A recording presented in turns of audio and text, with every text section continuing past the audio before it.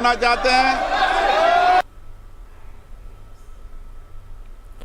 IASV त्रिवेणीवरून समुद्र प्रदक्षिणा मोहीम यशस्वीरित्या पूर्ण करणाऱ्या महिला नौकायन मोहिमेतील सदस्यांशी संरक्षण मंत्री राजनाथ सिंह यांनी आज नवी दिल्लीत संवाद साधला।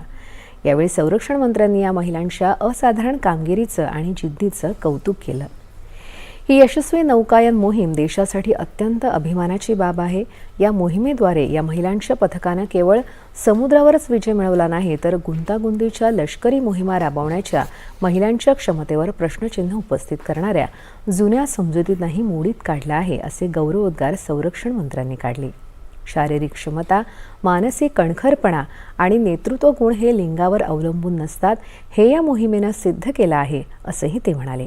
या पथकाची कामगिरी देशातील प्रत्येक मुलीसाठी प्रेरणादायी आहे। त्यांच्या या यशामुळे अधिक तरुणांना मोठी स्वप्न पाहण्यास, आव्हानांवर मात करण्यास आणि राष्ट्र निर्माणात योगदान देण्यास प्रोत्साहन मिळेल, असा विश्वास त्यांनी व्यक्त केला। या मोहिमेत 25,500 सागरी मैलांपेक्षा जास्त प्रवास करण्यात आला। जंतर मंतरवर झालेल्या विद्यार्थी आंदोलनादरम्यान